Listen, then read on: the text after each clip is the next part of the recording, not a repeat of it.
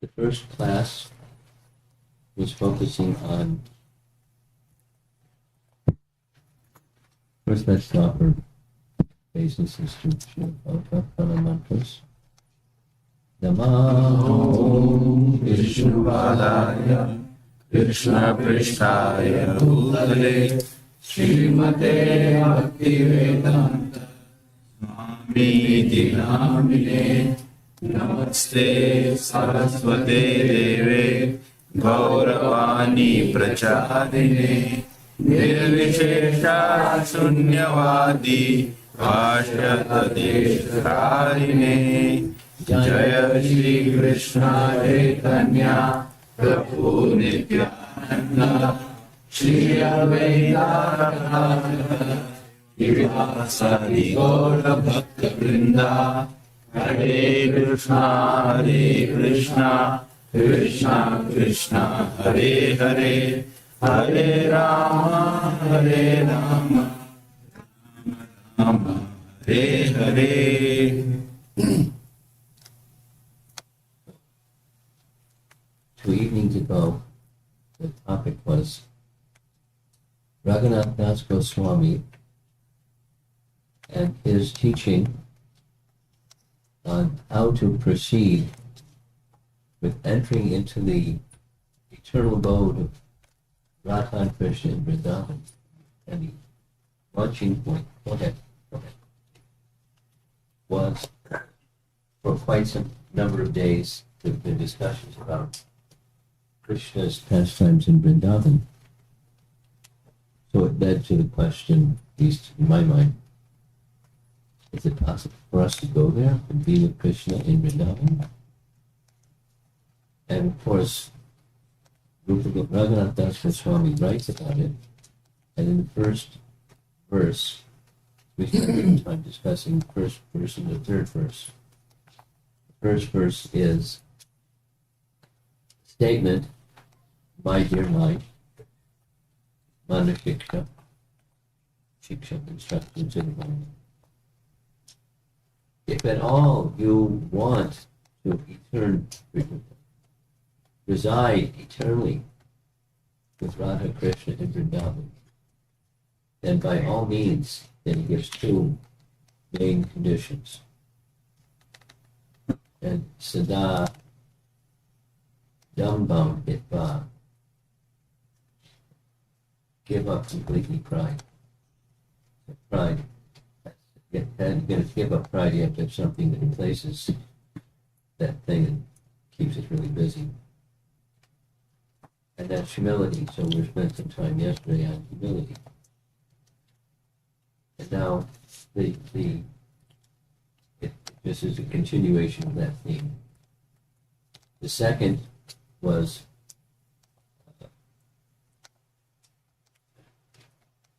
excessive and some other adjective, absorbed dedication to the devotees that are situated like that. And he gives names. Rupa Goswami and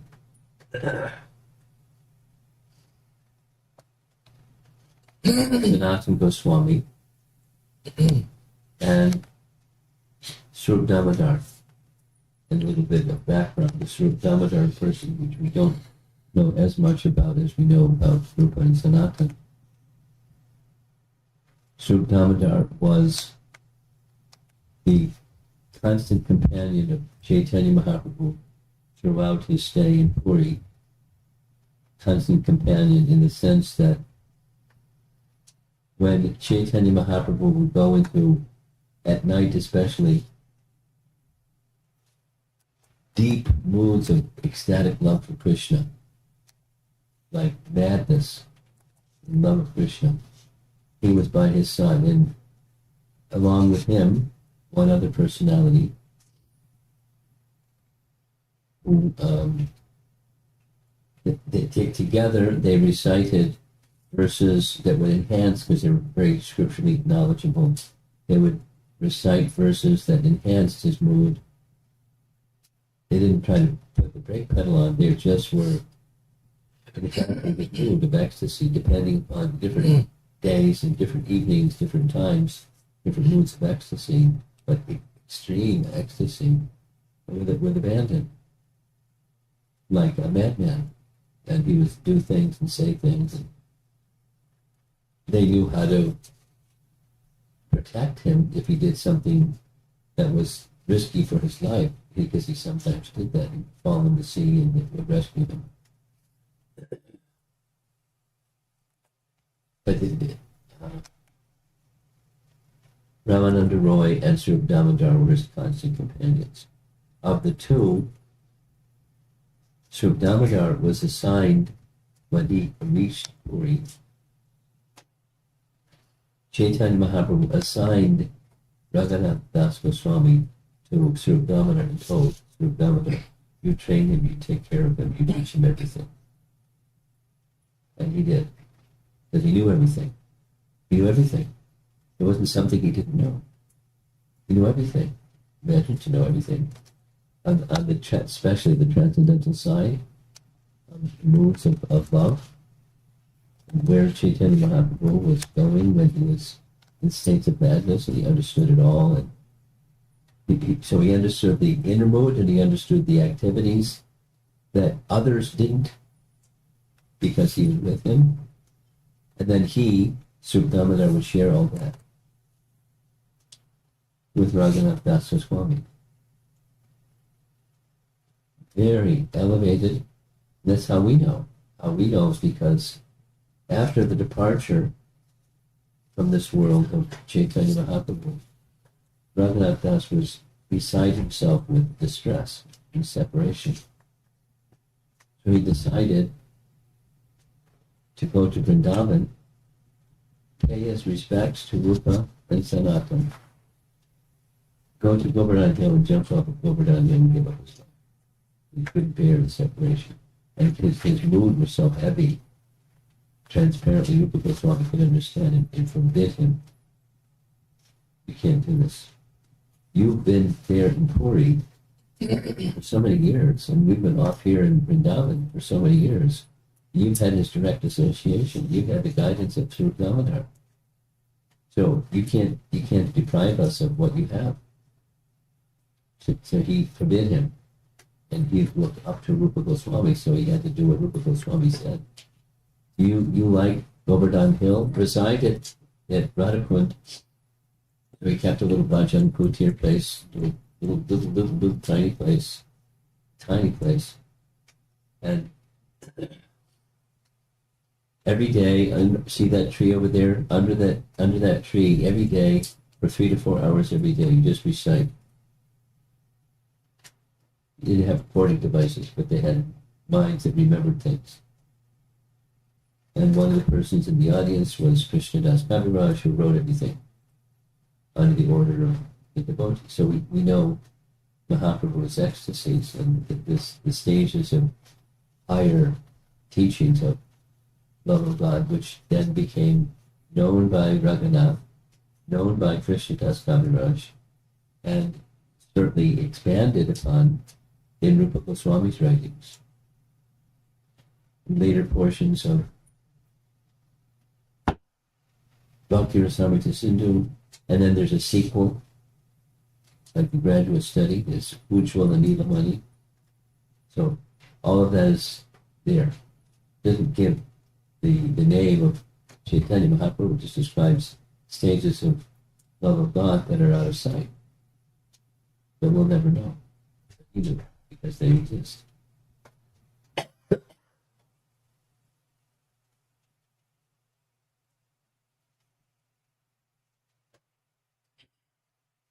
So we spent some time that first day on Sada, Dam, Bam, Hitva, and then spent some more time. So Sada means always, Hitva means giving up, and Dam, Bam, nice sounding word, means pride. Give up pride. That's like his first instruction. If you at all want, give up pride. It's easier said than done. Give up pride. So you replace pride with humility. We spent some time yesterday profiles of humility, and now here comes part number 3, which is impetus for surrender, because according to, we'll see the verse shortly, according to Padma Purana, there are 6 limbs of surrender, limbs, angas of surrender.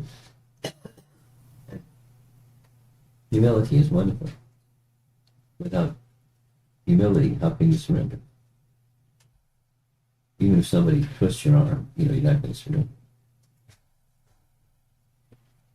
So we're to speak voluntarily, so that with humility.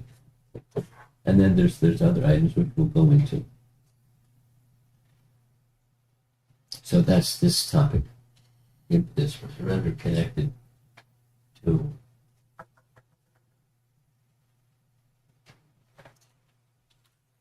preparing ourselves for, the final journey.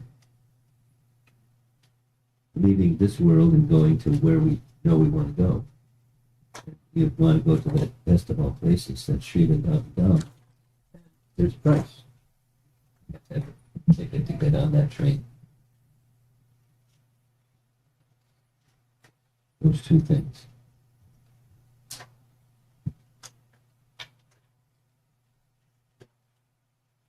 Attachment, excessive attachment, dedication to those personalities that are in that realm. So it takes knowing those personalities, feeling for those personalities. You can't dedicate yourself to such things. You don't have to do that, but such things are. So here's a nice verse that's it's found in Chaitanya Charitamrita. You see in the upper left, very small letters, Adi Lila chapter 1. And it's referencing a verse from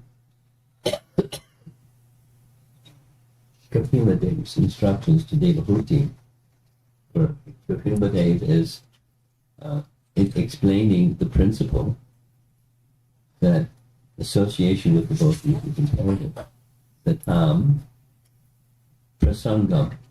We could say satam prasangam, sadhusangam, prasangam. Mama virya sambhito, his powers, his opulences, his greatness. And hear about them. Bhavati vidkarna, rasayana kata. It's very, rasayana is a nice Ayurvedic term. Rasayana means like a mixture of medicine that's very pleasant. Very effective. If you have a good physician, rasayana. That Joshinat Ashvapavarga Vartmani Shraddha, so in stages, Shraddha, Ratir, Bhaktir, Anupramishati, step by step one can come to that stage of Shuddha Bhakti. Shraddha, Ratir, Bhaktir, Anupramishati. But this was repeated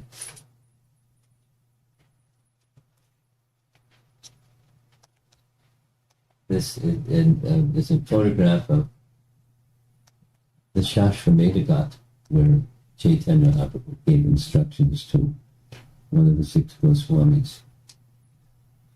Krishna Bhakti Janma Mala Aya Sadhu Sangha. Sadhu Sangha. There it is again. Krishna Prema Janma Janme Tata Puna Mukhya Anga. The root cause of devotional service to Lord Krishna is the association with advanced devotees. Even when one's dormant love for Krishna awakens, association with devotees is still most essential. Now this is part of a larger discussion. In the larger discussion, Chaitanya Mahaprabhu is describing the totality of all living entities. A lot of living entities. And then of those totality of all living entities, some take the human form of life. And then of those that take the human form of life, some become civilized. Many don't. And of those that are civilized, they follow the varnashram system. And of those that follow the varnashram system, some may become devotees. And of those that are devotees, so that he describes how does one become a devotee, and then a similar verse by association of devotees. And then he goes higher and higher and higher in the stages of elevated devotees, and he gets to the stage of the topmost stage of devotee. Those who are situated in prema bhakti. And when one is situated in prema bhakti, association with devotees is still essential. So that tells us something. Now, back to Raghunath Das Goswami's text. He has his preferences. And somebody else may have their preferences, and preferences are fine. But he particularly has preference for those three. Damodar, his teacher, Rupa Goswami, who he was just sold out to, Raghunath Das Goswami. He said, anyway, told him what to do for the rest of your life, and he did it. Until he left the world. Just because Rupa Goswami said. And it was right, but he did it. Because Rupa Goswami said. That's the kind of personality Raghunath Das Goswami was, and the meaning of sadhusanga. Not just hanging out. It's time for prasad and you have sadhusanga. Hey, boom. Try some of this. It's not quite like that. That's part of it, but there's... So, this is scriptural indication of the significance of sadhusanga, going back a little bit with Lord Kapila Dev, and now here is Chaitanya Mahaprabhu. And here's a nice little section. We see this is Uddhava at the feet of Krishna. And in Uddhava being at the feet of Krishna, there's a circumstance. It's a very nice circumstance. Uddhava, having such close association with Krishna since like over 100 years, because when Krishna went to Mathura from Vrindavana, he was there. Uddhava was there. He's part of the royal family. He's the brother, or he's the son of one of Vasudeva's brothers. So in other words, he's like Krishna. He's just Krishna's cousin, like Arjuna is Krishna's cousin. That much close association as a family. And then he was always by his side, always, and trusted by Krishna. And always. When it was time for Krishna to depart, Krishna knew. And Uddhava knew. So, in a private way, Uddhava went before Krishna, and as you see in the painting, he fell at his feet and said, he didn't exactly say, don't leave. They didn't exactly not say, don't leave. It was essentially, take me with you. Because of the attachment, spiritual attachment is not the same as material attachment. Like Raghunath Das Goswami, etc., etc. Spiritual attachment is not the same. Look like. It may look like, but it's not the same. So he knew, and so he went to Krishna in Dwarka. And the whole of the Uddhava Gita comes in that context. At Krishna's feet, and he wants to be with him and wants instructions. How he can maintain if he doesn't go with him. How is he going to maintain without him?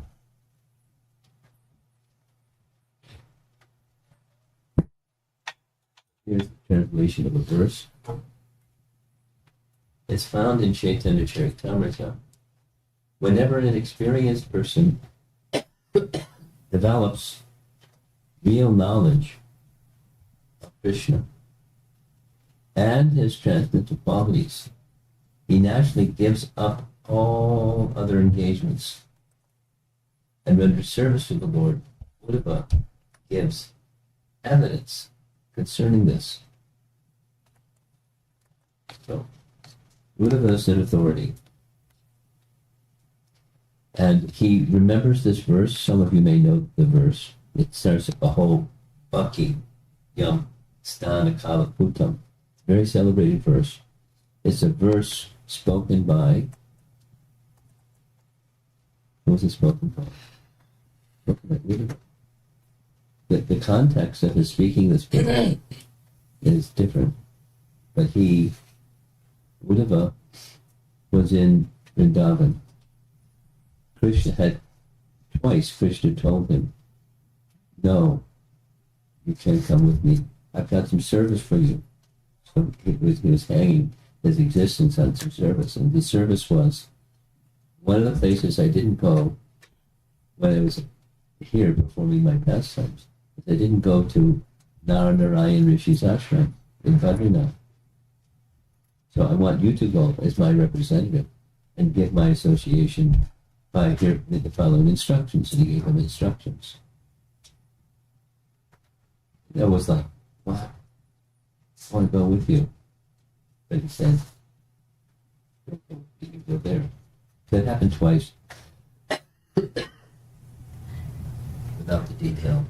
And so the second time around, he actually started to go to Vrindavan, to Badrinath.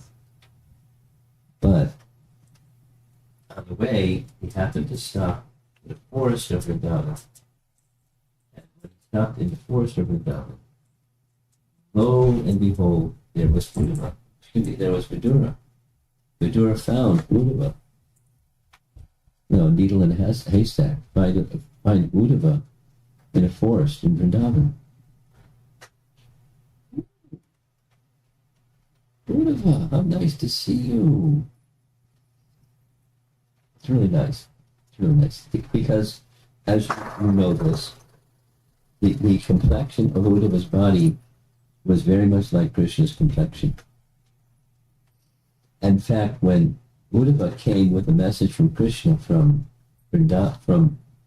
Mathura to the gopis thought, Krishna's come back. And they were really disappointed. It wasn't Krishna at all, it was Uddhava. So just seeing Uddhava, Vidura was thinking Krishna. And so he started asking, as is the custom, how is Krishna? How is Balaram? How is Ugrasena? How is this one? How is that one? How's everything going in Dwarka? Because he's connected to Dwarka. And he asked his questions and questions and questions, and he stopped. And Uddhava he went into samadhi, just thinking so intently of Krishna, so deeply absorbed in thought of Krishna, that he lost external consciousness. But before him was an elder, and being a cultured Uddhava, he wanted to serve as elder. So he struggled and came to external consciousness enough to speak this verse. And this verse is a celebrated verse, known easily by the first few lines of the verse. Aho Bhakti. Bhakti means sister, the female. There's Bhaka, and there's Bhakti. So Bhakti is Putana. So Aho Bhakti, how merciful, who can say how merciful is Krishna? Because his Bhakti, Putana, came to kill him.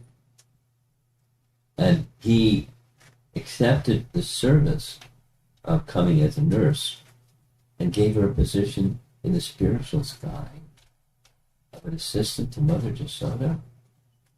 How merciful is this personality? And then from that first line comes a whole stream, verse after verse after verse after verse after verse of Krishna's pastimes. He's in a mesmerized glorification of Krishna. That's what devotees like to do. Maybe not in the level of Uddhava in this particular circumstance, but with attachment, exactly as Raghunath Das Goswami was saying, attachment to the Dham, to Radha Krishna, to the dear devotees of Radha Krishna.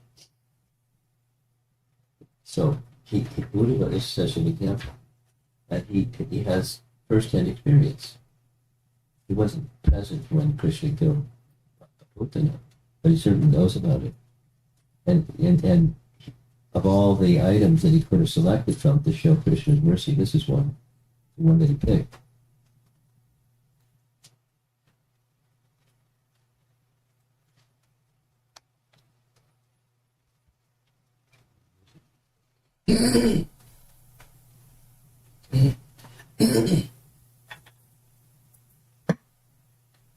Oh, how wonderful is it? Putan, the sister of Bakasura, wanted to kill Krishna by smearing deadly poison on her breasts and having Krishna take it. Nonetheless, Lord Krishna accepted her as his mother, and thus she attained the destination befitting Krishna's mother. Of whom should I take shelter but Krishna, who is most merciful? So the theme here is understanding the qualities of Krishna. Who can go elsewhere? Or who can give up that association of Krishna? This is an impetus for surrender. This is the topic. Here's a reference, again, from references in relation to Krishna's pastimes in Vrindavan. This particular painting is Akrura sent by Kamsa to bring Krishna to Mathura so he could kill him. Because he told his plan, but very explicit. I want to kill Krishna. And I'm sending you because you're trusted. You're trusted. I can count on you. So here's a royal chariot. Here's a Rolls Royce. And I'll have a nice driver for you. And I'll bring you to Vrindavan. And you entice Krishna to come back so I can kill him. And Akrura understood, no way, you can't kill Krishna. You can't kill Krishna. He's the Supreme Personality of Godhead. You're inviting your death. Sure, I'll go. Krishna will be happy to kill you. And so off he goes, riding this spiffy chariot. And in the course of travel, he sees on the ground the mark of Krishna's footprints in the soft sand. And he's in such ecstasy, seeing the mark of Krishna's footprints in the sand of Vrindavan. He falls out. Is this okay? Like online devotees are able to hear. I have to do this? You want me to put the microphone closer? Yes? Yes, good. Yes. Strawberry, vanilla, or chocolate? Okay.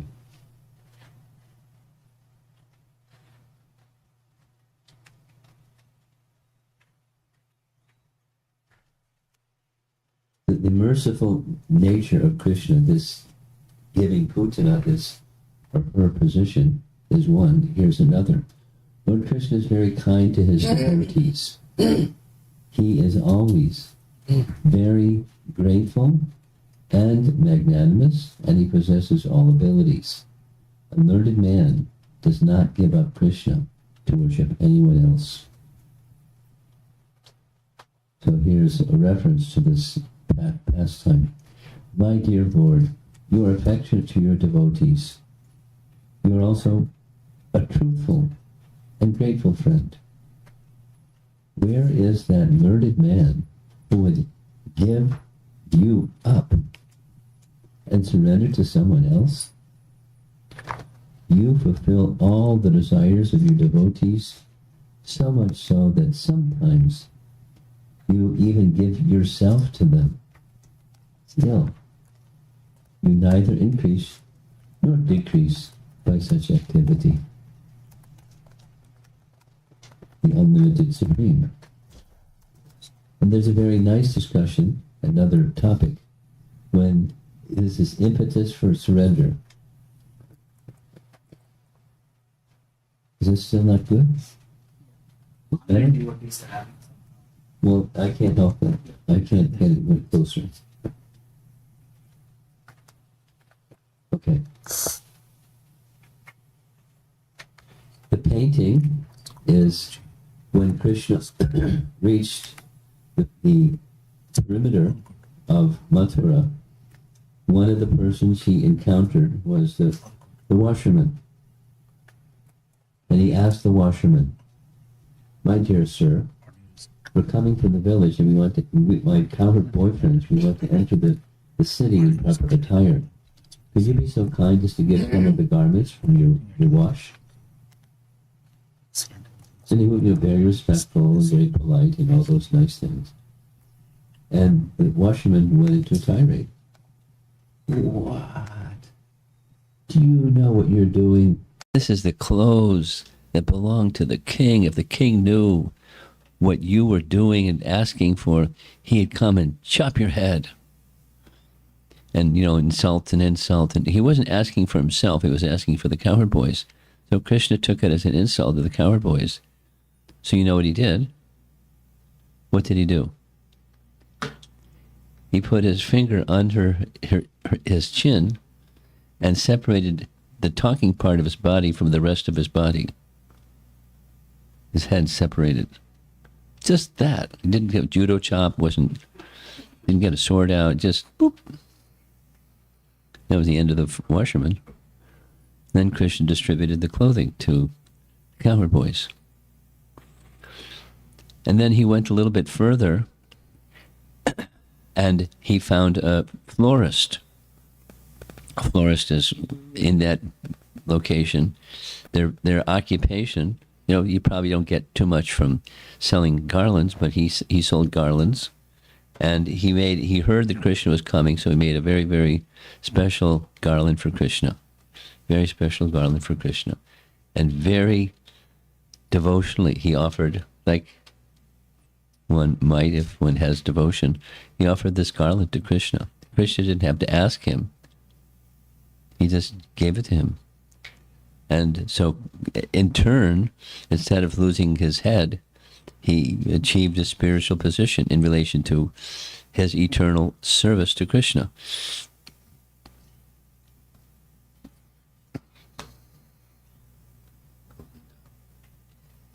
Then there was another encounter. As he came into the city itself, there was a hunchback lady.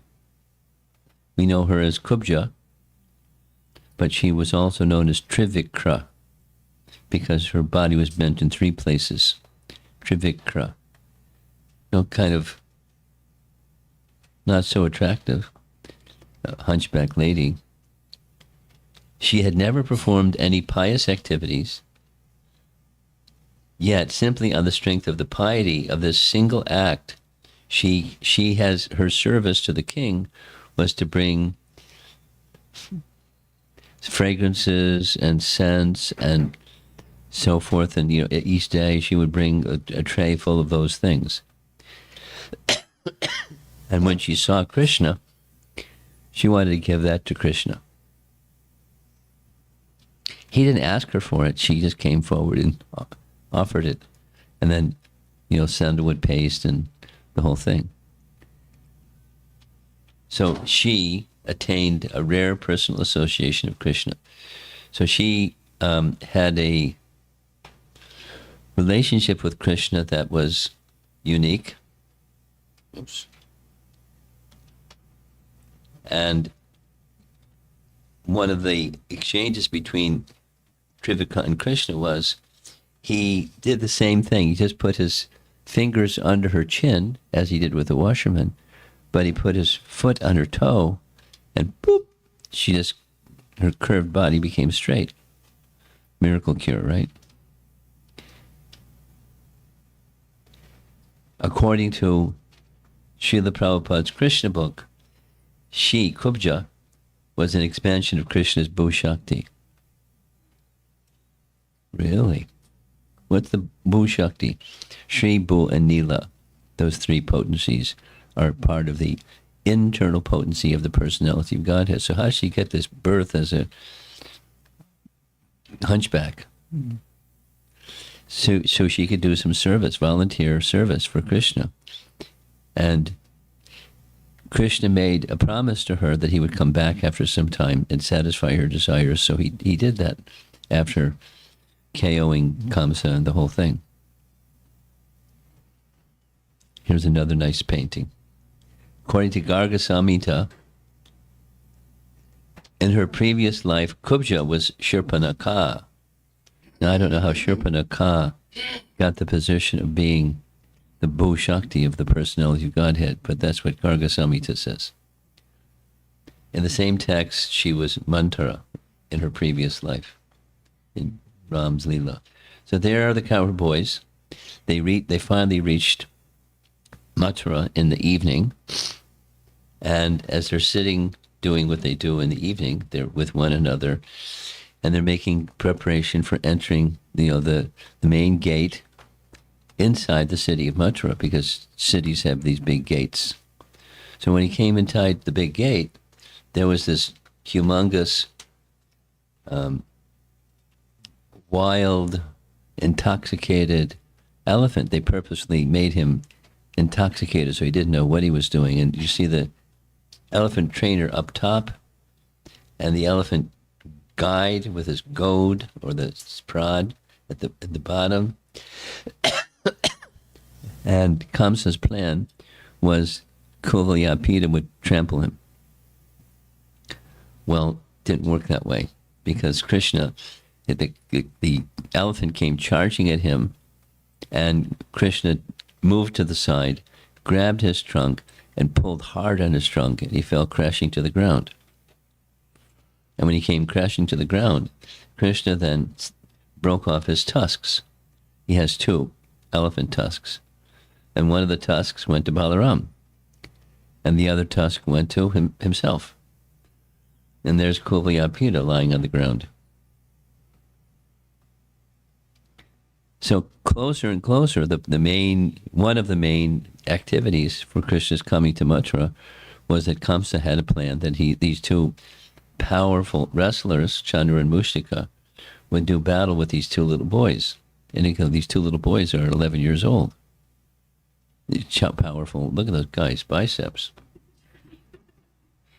And Krishna took one of them. Balaram took the other one. You see up on the right, that's Kamsa. Very interested to see how it's going to come out. There's three brothers of these wrestlers in the backside, and then there's a whole gallery watching the whole scene. So Krishna's giving some wrestling entertainment.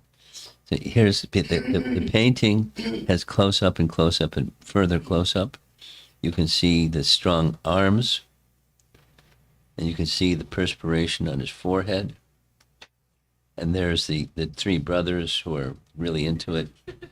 And after Krishna KO'd him, he turned and the three wrestlers jumped up on the wrestling arena, and Krishna finished them, along with Balaram. And then after finishing those five, Krishna jumped up. It's described like a lusty boy looking at a girl. He jumped up on the elevated seat for Kamsa, knocked his crown off, grabbed him by the hair, and KO'd him. One punch, and that was it.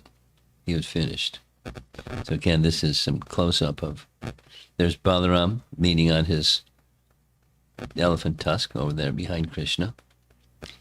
And there's Krishna looking ready to smash him.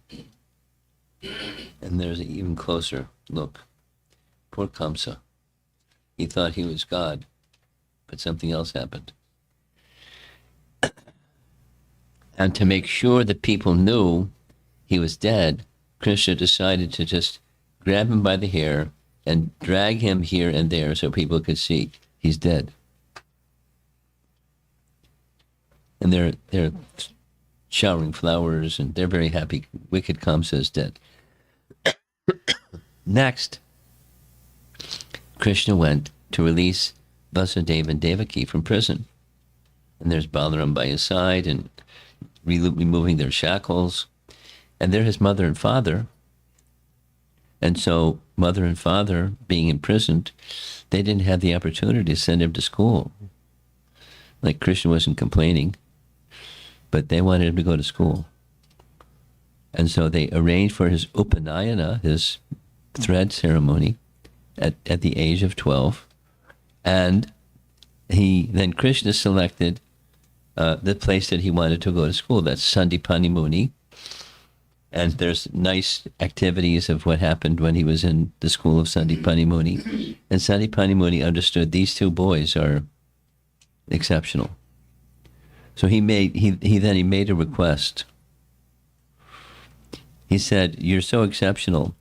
Somehow I lost one of my sons, and there was this demon in the ocean named Shankachuta, and it is said that Shankachuta kidnapped my son.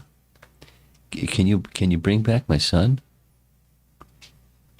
No, if the understanding was he was dead, "Can you bring back my son?" And Krishna said, "Sure." So nice BBT painting. There he goes to the shore of the ocean. And Samudra comes forward with his palms folded. "Is there something I can do for you?" "Yes, I want the son of Sandipani Muni." And Samudra said, he was taken by this wicked demon, a conch shell demon named Shankachuta. And so Krishna dove into the sea, was searching for Shankachuta, and a descendant of Diti named Panchajanya, who travels in the water in the form of a conch, abducted him. That was what Samudra said. So Krishna's looking, and sure enough, he found the palace of Panchajanya and confronted him. And Panchajanya said, "He's not here." "So where is he?" "Well, you can check in the abode of Yamaraj. Maybe that's where he is." So Krishna went to the abode of Yamaraj. Krishna's busy looking for the son of Sandipani Muni. And there's Krishna blew his conch shell, and Balaram is with his arm on his shoulder. And there's Yamaraj from his abode in the lower planetary regions coming before Krishna and asking Krishna, "What can I do for you?" "I want the son of Sandipani Muni, please." So an arrangement was made that Krishna was given the son of Sandipani Muni, and Krishna brought the son of Sandipani Muni back from the abode of death. Now, only Krishna can do that. We can't imitate. And when he presented his son, Krishna asked his father, "Is there anything else we can do for you?" And his father said, "What you've done is more than one could normally ask, so you're free to return home." So they went back home to Vasudeva and Devaki. And somehow somebody sent a message to Devaki, and Devaki found out that Krishna saved from death the son of Sandipani Muni. So she made a request of Krishna, "Can you bring back my 6 dead sons too?" So this is towards the end of Canto 10. And sure enough, Krishna brought back the 6 sons. Now they're appearing as if they hadn't grown, because it's been a long time, but that's the description in the Bhagavatam. And the painting illustrates that they hadn't aged. They were still very young looking. The 6 dead sons of Devaki. And there's Vasudeva looking over her shoulder. So certainly Vasudeva and Devaki understand the divinity. Unlike Nanda and Yashoda, they don't understand the divinity of Krishna. But that's okay. And another feature of Krishna's qualities is super fantastic. Here's a super fantastic description.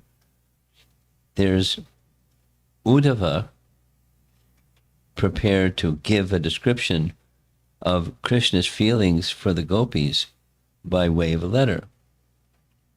And when he finds them in Vrindavan, they're in a state of madness and separation from Krishna. Even they see him and they think, oh, Krishna has come.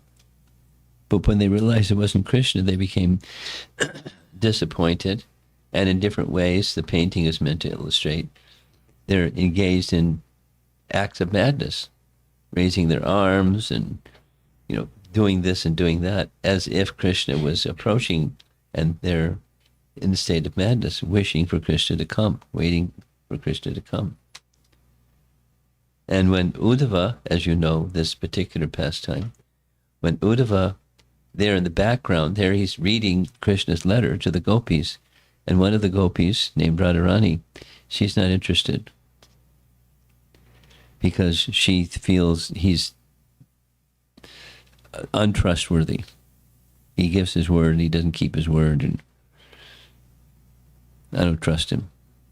He can say anything that pleases him, but I don't trust his word. And she speaks harshly out of love. And Krishna doesn't take it badly, but she, as you know, there in the painting, there's a bumblebee zooming around, and she speaks to the bumblebee as if the bumblebee is Uddhava, the unreliable servant of the unreliable master. I don't trust either of you.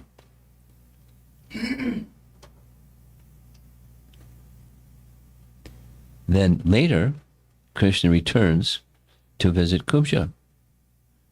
And you remember, Kubja is, according to the Bhagavatam, or Krishna book, she is the Bhu Shakti. So Krishna satisfies her desires in different ways.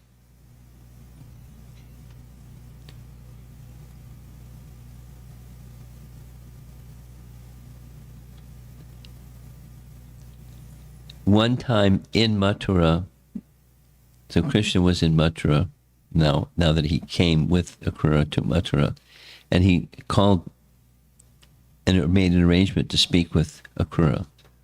And Krishna spoke with Akrura as the purifier of the sinful. No, he wasn't exactly the purifier of the sinful. Look at this. This is Akrura driving the chariot to take Krishna from Vrindavan. And the gopis are trying whatever they can to stop Akrura from taking Krishna from Vrindavan. But he's the instrument of Krishna. So Krishna is the supreme purifier, and the instrument is a purifier of the supreme purifier. And for those who are sinful, not the gopis, but whoever is sinful, Akrura has that power from the supreme purifier. Then comes another little pastime. This is the end of Krishna's pastimes in Mathura. The end of Krishna's pastimes in Mathura come when Rukmini has a problem. The first wife of Krishna is Rukmini. And Rukmini doesn't want to marry who her brother wants her to marry. The brother of Rukmini is Rukmi. Yes? Yes? And who does Rukmi want Rukmini to marry?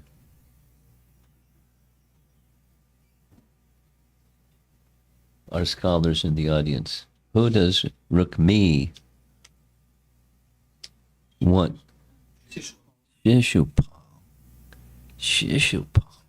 No way. No way. And she's in a big dilemma because she's a cultured lady, and her brother wants her to marry someone that's no way. No way. Absolutely no way. Bhishmaka's daughter, Rukmini, or Vidarbi, was a direct expansion of the goddess of fortune. Jiva Goswami writes, Rukmini Devi is a plenary portion of Radharani. So she's special.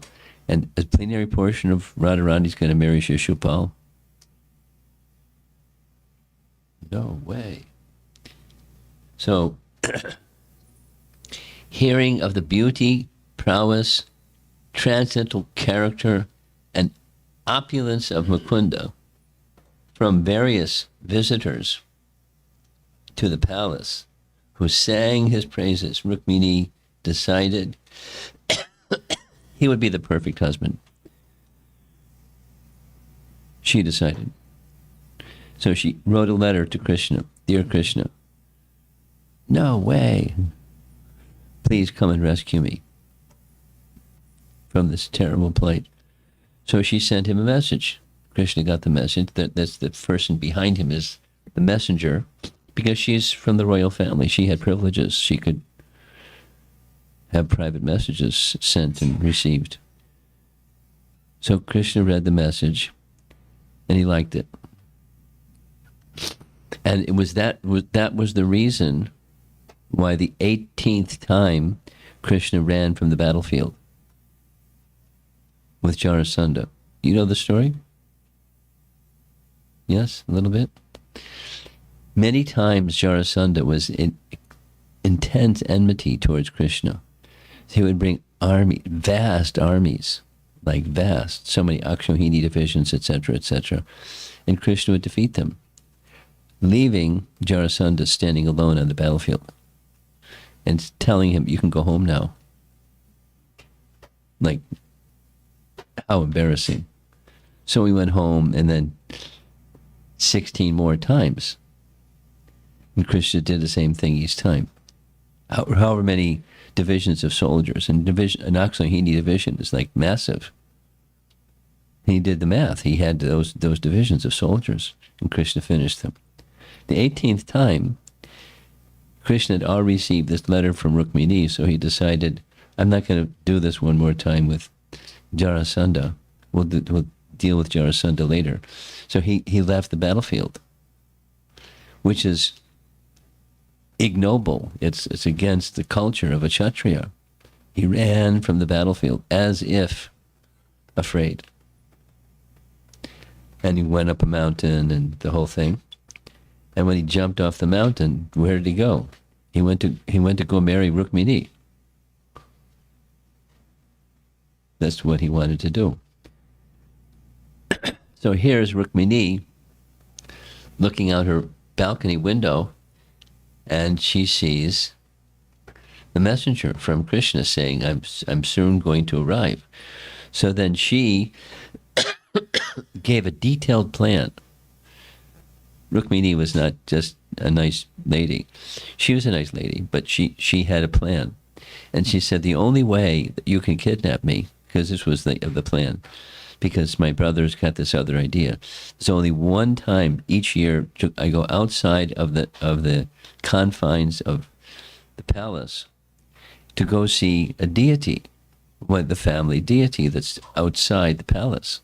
So when I go outside the palace, please do the following. Bring your chariot right at that time, scoop me up, put it on the backside of your chariot, and off we go. We'll have that special kind of marriage.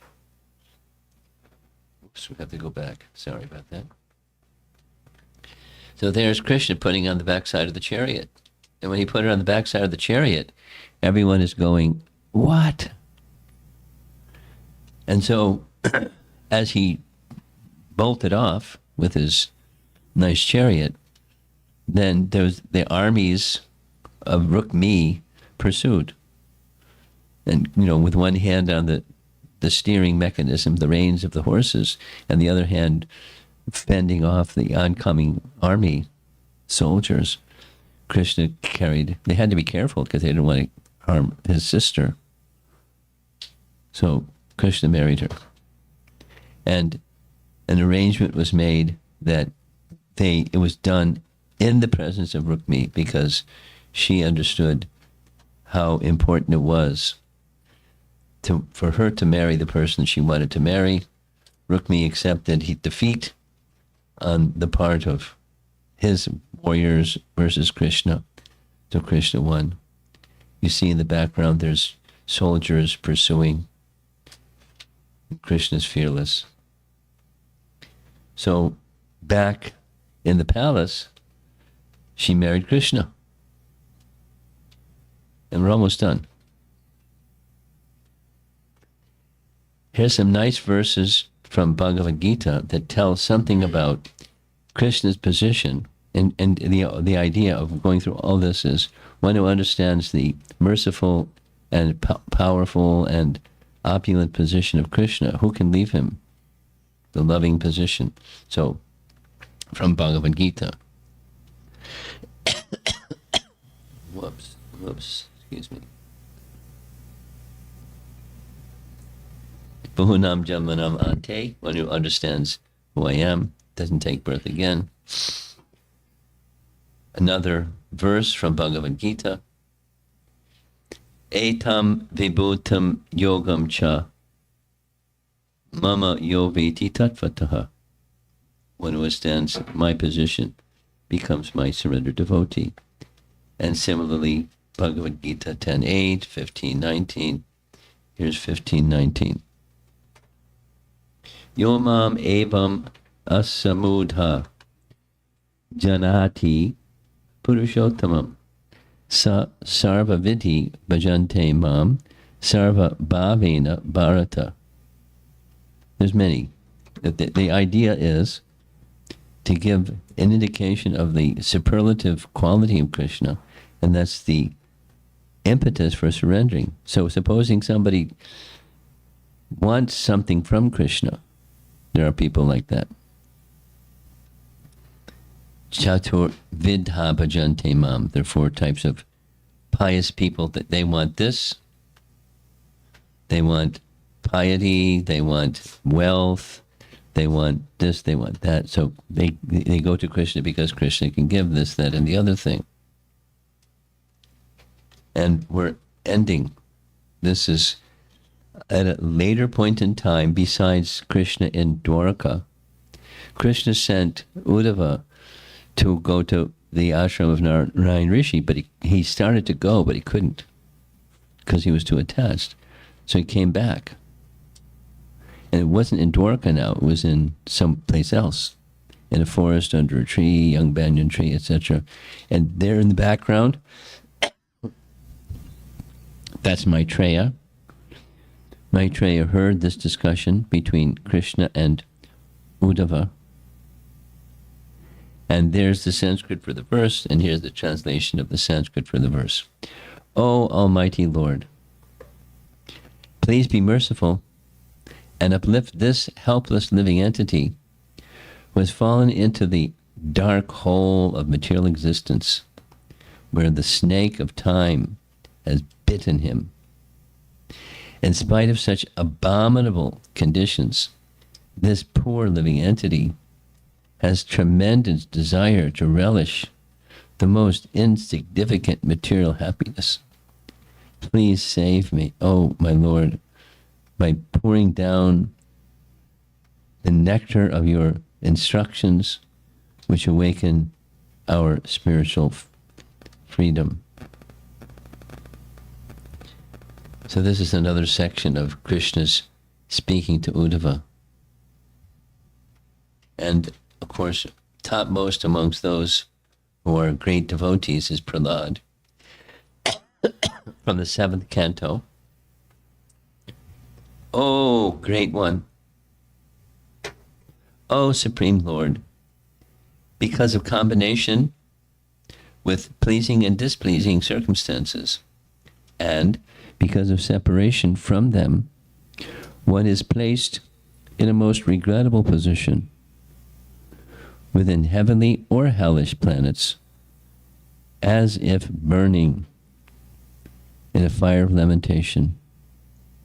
Although there are many remedies by which to get out of miserable life, any such remedies in the material world are more miserable than the miseries themselves. Therefore, I think that the only remedy is to engage in your service. Kindly instruct me in such service. Now that's a position, all of this is the position of someone that understands the greatness and merciful nature and power and so forth of the qualities as the impetus for surrender. And that's the topic for today, the impetus for surrender.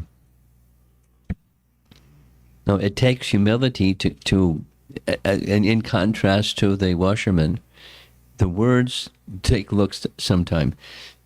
The words that Krishna spoke to the florist and the words that Krishna spoke to the washerman are the same words. Would you be so kind? And one response was insult. And the other response was, the opposite. He was planning to give something very nice to Krishna and decorate also the coward boys. He was very happy.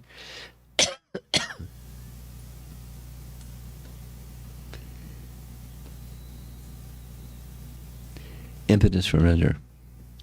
So, starting with this point, at least for Bhakti Vinod Thakur, the limb of humility, because without humility, who is going to surrender? Or with humility, then where are you going to go? You go to someone that has the qualities that's worthy and take shelter of that worthy one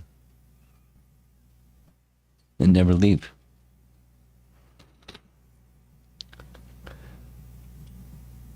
Okay.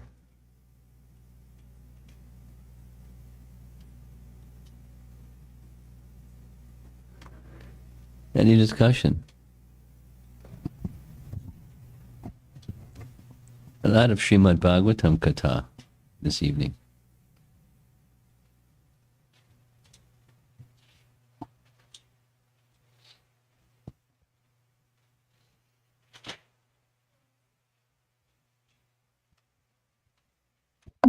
Hare Krishna Maharaj. So the Maharaj says that Rukmani is a plenary portion of Srimati Radharani, that's Jeev Goswami. Can you describe a little bit more, Maharaj? So how to understand plenary portion? What does plenary portion mean? Let's take Krishna. Krishna has plenary portions. And examples of plenary portions, they're complete. There's portions of a plenary portion, that's the Vishnu forms, because they're involved in creation. And then in the spiritual world, there's plenary portions. As Krishna has plenary portions, Radha can have plenary portions. She does. And those plenary portions are meant for the satisfaction of Krishna, as Radharani is meant for the satisfaction of Krishna. So a plenary portion of her is meant for the satisfaction of Krishna. The plenary portion imbibes the spirit or the mood, the bhava, from that person whom they are the plenary portion of.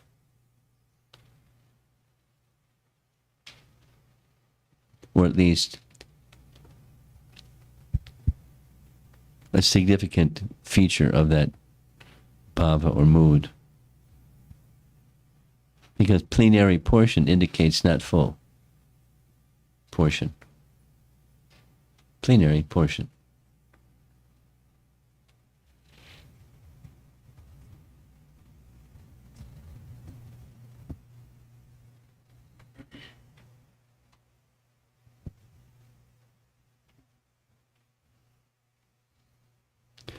My apology for coming late. It had everything to do with, you can hear my voice. I'm not well. And I read the schedule wrong. That's part 2, but I was like late for those 2 reasons. So, but you got to lead kirtan for a while. That was nice.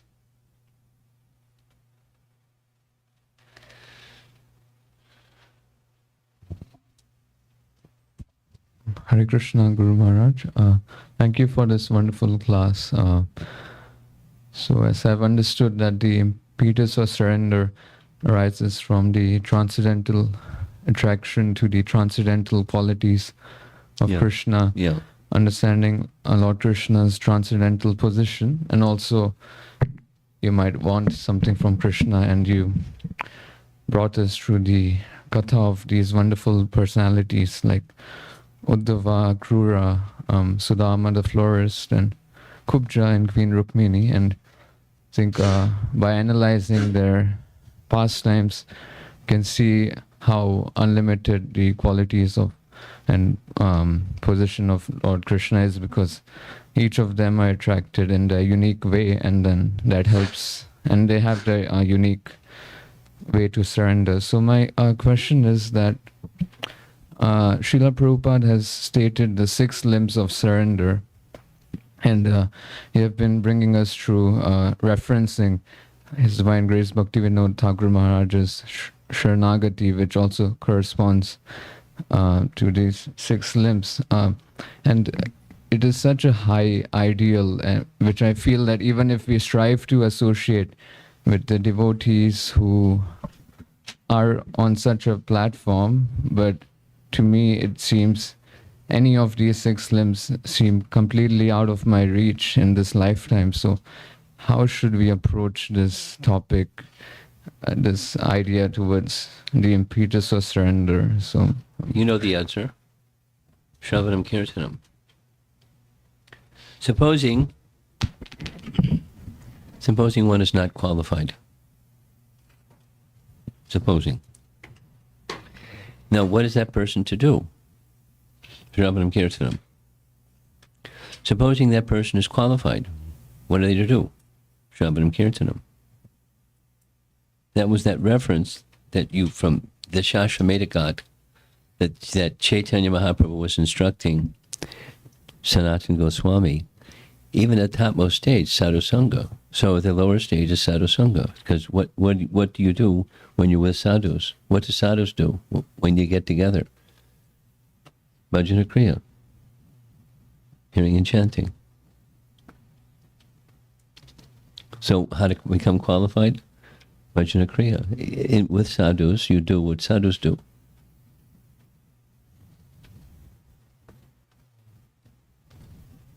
So even if we don't have like a genuine kind of feelings towards, Even if. we just keep Doesn't going. matter. Doesn't matter.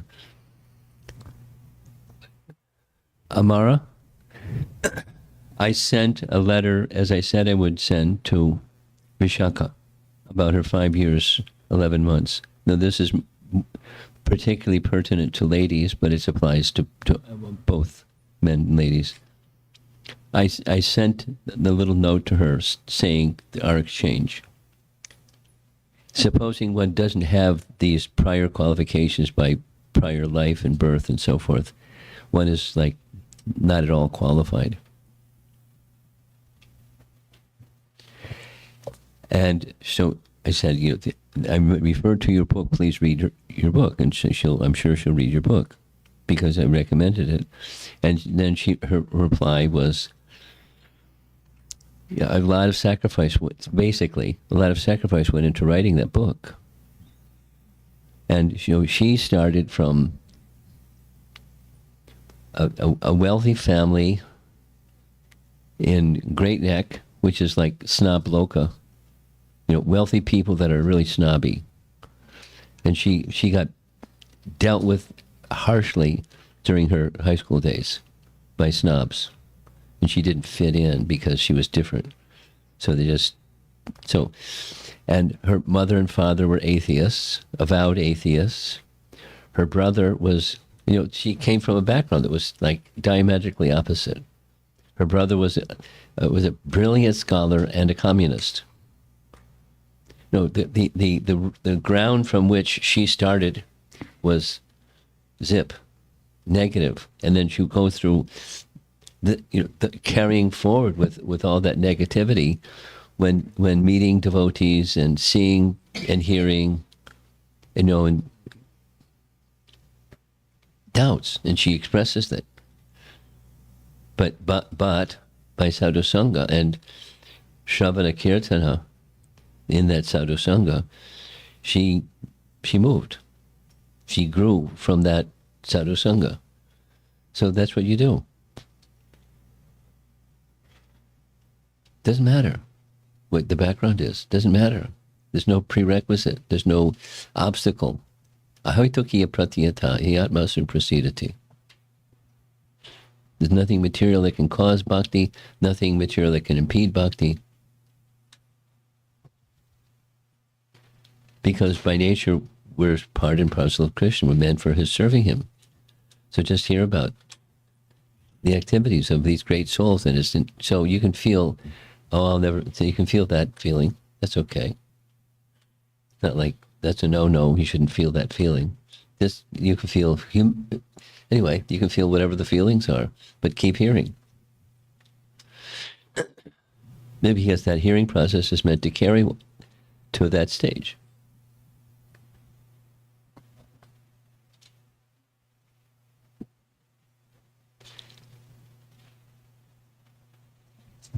Thank you, Guru Maharaj. And, the punchline is she's now the temple president in Bhaktivedanta Manor. That's not a piece of cake. It's a very complicated, I don't know the details, but I know the details of temple management, and it's very complicated. This and that and the other, and she's very organized and very surrendered. And I'm sure that surrender gets tested by circumstance and tribulation, but she became elevated to be able to carry on what she's doing from a position that was dark. And she's very clear about it. Explicit.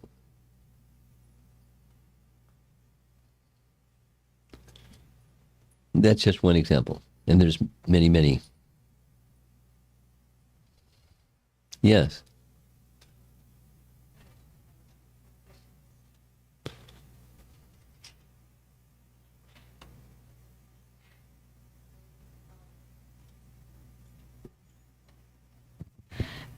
When we are trying to offer feedback to others, it's like sometimes the feeling is like that we are not qualified to offer feedback to others. So while we are feeling some amount of humility that we are actually not at that stage, and how can I offer some feedback to others? But whereas like a boundary, like where we have to cross sometimes in order to benefit the other person. I like Nutama's answer to that question.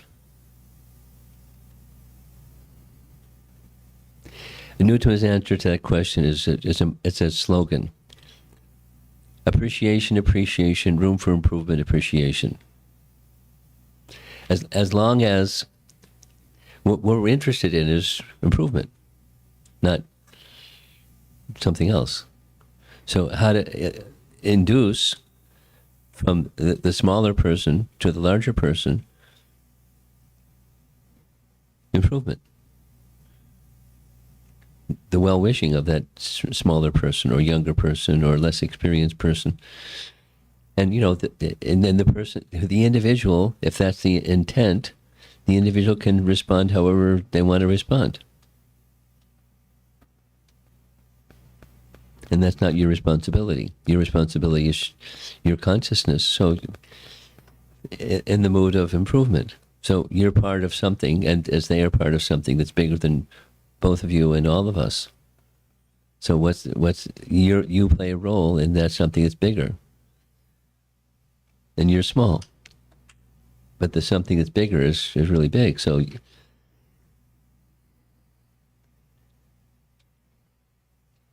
and the flip side is someone that's sincere, they can hear it, and someone that's not sincere, something else.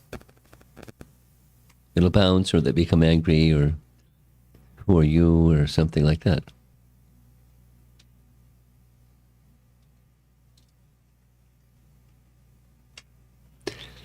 So you can be, each of us can be a little circumspect about the relationship you have with someone who you're offering feedback to. Is there a kind of relationship where you're perceived as a trustworthy person?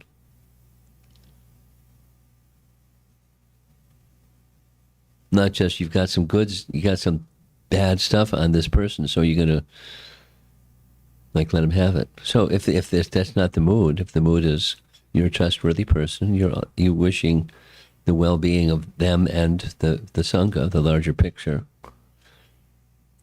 then it'll be accepted.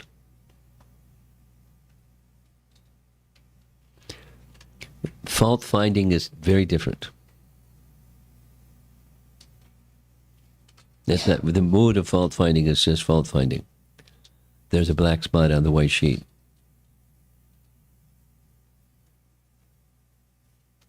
Not seeing the white sheet.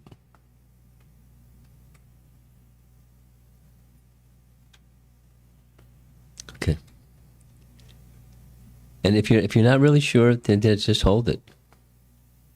So you maybe through someone that's a peer of that individual or above that individual that understands the individual, this is something that I'm seeing. I'm improvement. Excuse me, appreciation. But is this something that you feel is worthy of bringing to this individual?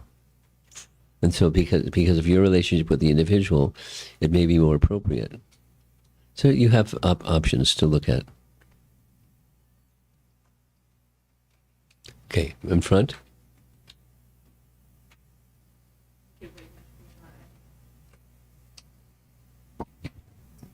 It was very, very wonderful to hear all the qualities, not all, but what you showed, qualities of Krishna.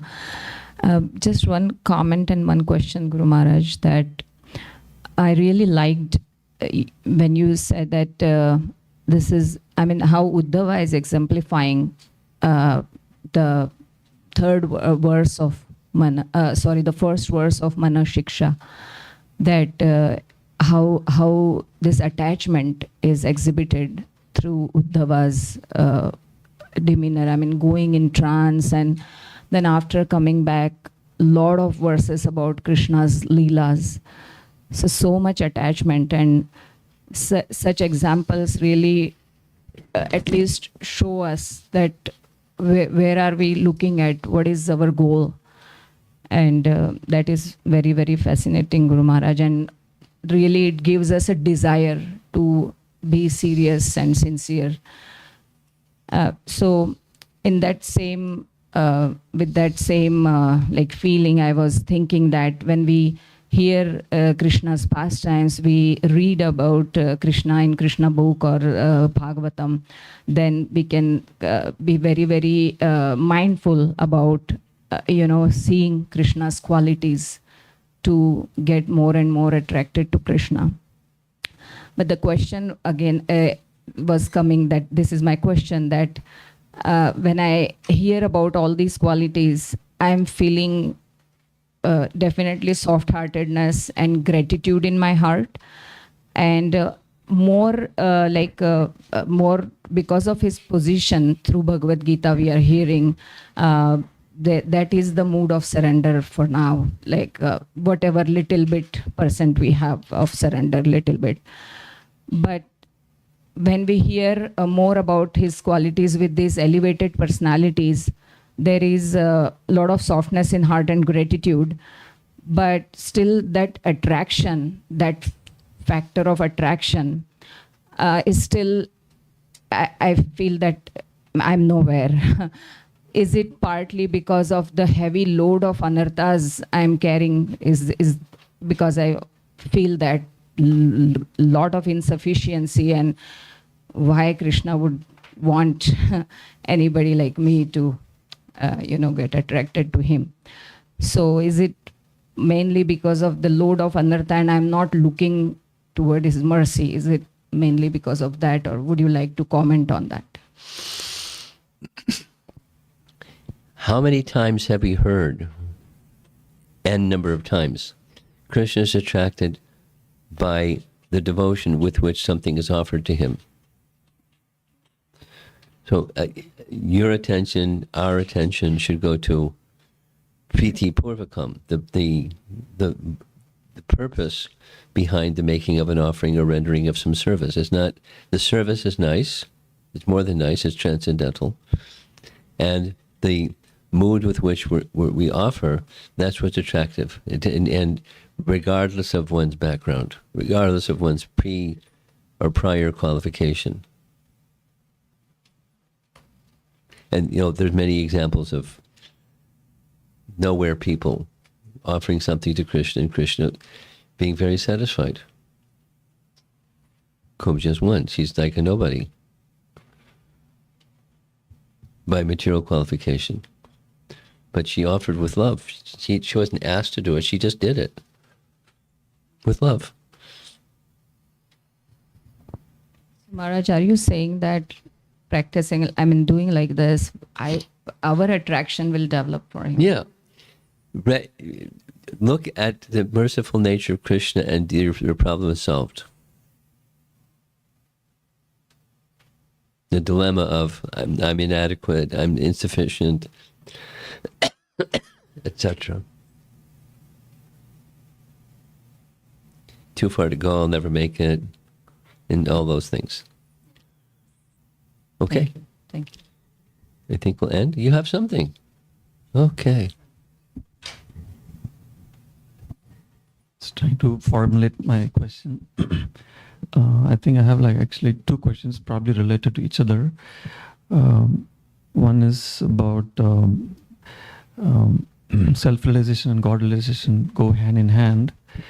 And then I think what I'm noticing for myself, maybe a little bit lesser now, but when I try to focus on the pleasing Krishna aspect, then there's more chance for me to miss out on the self-realization part of myself. I'm losing myself. And then I'm thinking, maybe if I want to focus on the self-realization part, because that will automatically lead me to the pleasing Krishna part. So that's one question I have.